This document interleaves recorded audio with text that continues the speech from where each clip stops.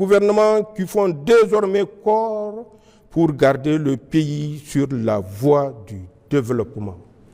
Ce que nous avons réussi, c'est de prouver que le Niger peut tenir debout, faire face courageusement avec succès au terrorisme, payer ses fonctionnaires, assurer ses dépenses de souveraineté de façon générale, bref, vivre sans la prétendue assistance étrangère souvent utilisée pour menacer ou humilier les Nigériens.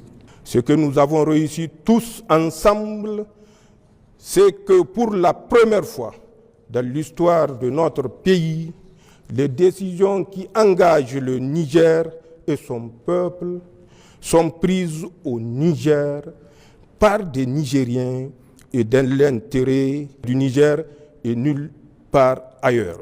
C'est d'ailleurs ce qui nous a permis, en toute responsabilité et malgré le contexte difficile que nous connaissons, de prendre des mesures sociales à la fois symboliques et fortes que sont, entre autres, la baisse du prix à la pompe des hydrocarbures, la diminution des coûts de certains actes médicaux et chirurgicaux et la baisse des prix du ciment. Nigériennes, Nigériens, mes chers compatriotes, ces réussites sont encourageantes. Il faut cependant les inscrire non seulement dans la durée, mais également dans une vision globale et cohérente pour fonder véritablement un projet politique et social. Pour ce faire, nous avons deux grandes approches au niveau national et international. Au plan international, nous avons créé une alliance avec des pays avec lesquels nous avons la même histoire, la même trajectoire, les mêmes défis, les mêmes peuples et les mêmes aspirations.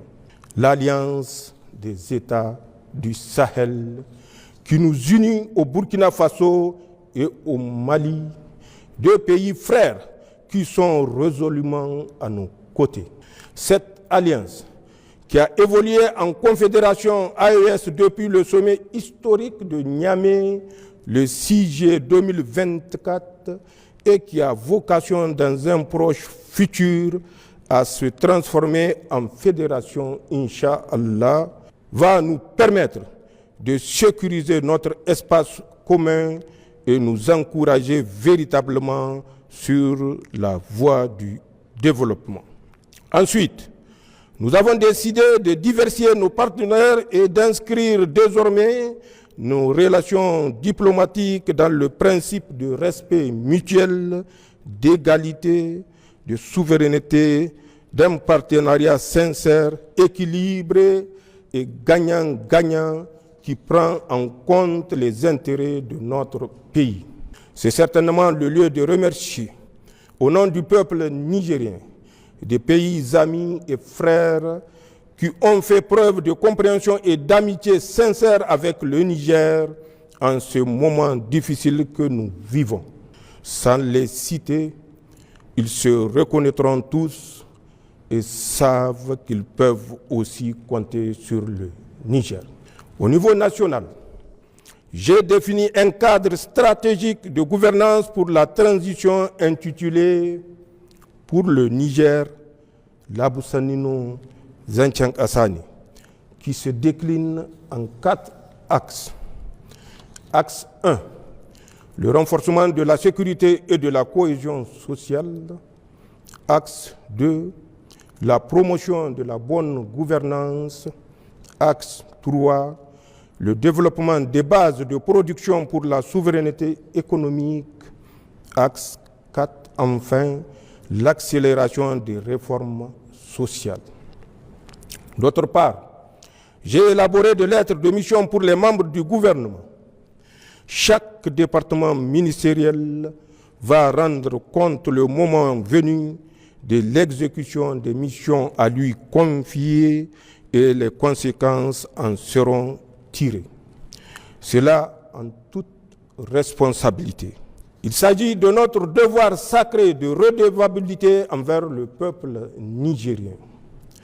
En tout état de cause, à un moment ou à un autre, chacun rendra compte de ses actes devant le peuple, devant l'histoire et devant son Créateur. C'est aussi vrai pour les gouvernants que pour les agents publics, les pères de famille et chaque citoyen. Nigériennes, Nigériens, mes chers compatriotes, pour finir, j'aimerais évoquer 3 sujets d'actualité d'intérêt national, voire international.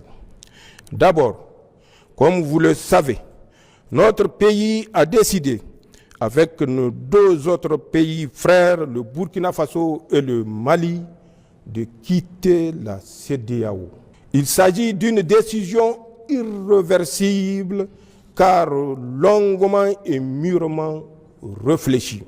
Elle s'inscrit dans la démarche de reconquête de notre souveraineté pleine et entière, condition indispensable à notre sécurité et à notre développement dans le cadre de l'Alliance des États du Sahel. Aussi, elle a le mérite d'avoir enlevé définitivement aux puissances étrangères et leurs valets africains tout moyen et toute légitimité pour nous faire la guerre à travers la CEDEAO, instrumentalisée et détournée depuis plusieurs années de ses nobles objectifs. J'aimerais par conséquent rassurer tous les Nigériens et au-delà tous nos concitoyens de la Confédération AES que la sortie de la CEDEAO n'entraînera pas le chaos pour nos pays et leurs nationaux.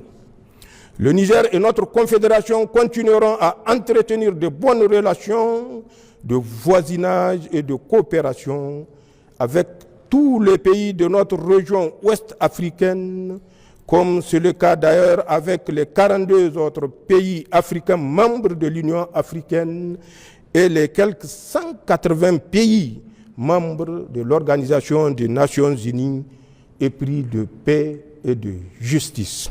En tout état de cause, je tiens à rassurer nos concitoyens de la Confédération que toutes les dispositions seront prises pour parer à toute éventualité. Le deuxième sujet que je souhaite aborder avec vous, chers compatriotes, a trait à la campagne hivernale. En effet, comme vous le savez, cette année, Allah nous a gratifiés d'un hivernage fécond. Les pluies ont été abondantes. Aussi, elles ont certes causé d'importants dégâts matériels et endeuillé nos familles. À cet effet, j'ai une pensée pieuse pour nos disparus et salue les efforts de tous ceux qui nous ont soutenus pour faire face à l'urgence et en particulier le comité national qui a fait la preuve que le Niger est souverainement à même de gérer un tel type de situation. Mais ces pluies nous ont surtout permis d'avoir une récolte et des pâturages abondants. J'invite par conséquent tous les services compétents de l'État et l'ensemble des Nigériens à tirer toutes les leçons de cette campagne hivernale pour que les pluies dans notre Sahel aride ne soient plus synonymes d'inondation, de destruction, de désolation et de mort, car elles sont un grand bienfait d'Allah subhanahu wa ta'ala, comme le traduit si bien l'adage Hausa qui dit « Rua lema taïgara ». D'autre part, je lance un appel pour une gestion rigoureuse et responsable des bienfaits de cette campagne hivernale, en préservant notre pâturage des feux de brousse et en gérant nos récoltes en bon père de famille que nous devons tous être. Enfin, j'invite tous les Nigériens à se départir des messages mensongers, diffamatoires, haineux sur les médias et autres réseaux sociaux. Ils sont contraires à nos valeurs traditionnelles et religieuses. Ils participent à nous distraire pour nous éloigner du vrai débat public sur nos intérêts vitaux et stratégiques à un moment où nous sommes véritablement en guerre contre nos ennemis qui tentent par tous les moyens de briser notre vivre ensemble pour empêcher notre marche résolue vers le progrès.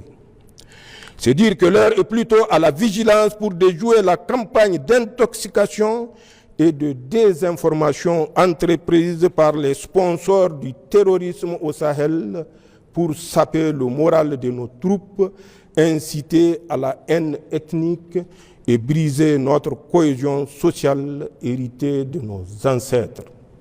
Nigériennes, Nigériens, mes chers compatriotes, au terme de mon allocution, je tiens à rendre un hommage sincère et mérité à tous ceux qui se sont mobilisés et continuent de se mobiliser pour défendre notre dignité et notre souveraineté.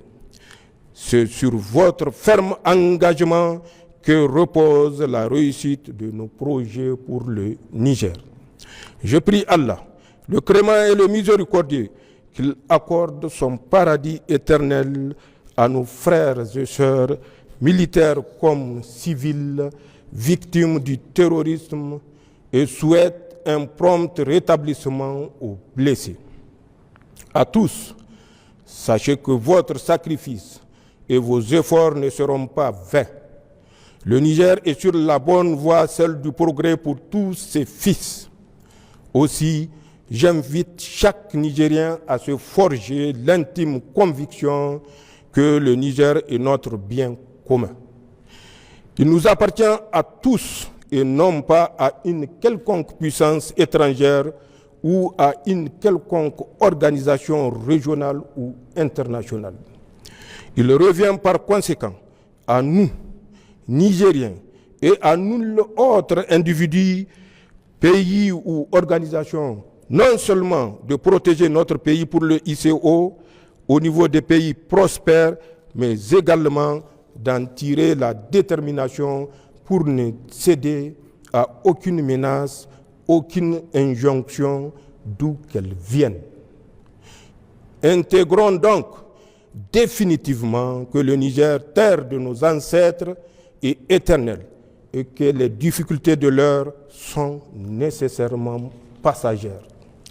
Leur intrigue, leur sursis en espérant que la Confédération s'effondre dans les mois à venir, ainsi que leur plan satanique de déstabilisation échoueront sans aucun doute, Inch'Allah, face à notre détermination et avec l'aide d'Allah. Enfin, je voudrais, en ce moment où le regard des Nigériens est tourné vers les compétitions de notre lutte traditionnelle, qui est à sa 45e édition, souhaiter une belle Koko Galgagia à tous.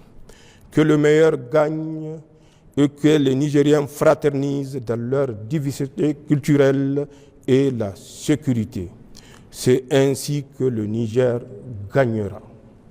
Vive la République, vive le Conseil national pour la sauvegarde de la patrie et son gouvernement, vive le peuple uni et engagé pour sa souveraineté, vive la Confédération Alliance État du Sahel, vive le Niger, je vous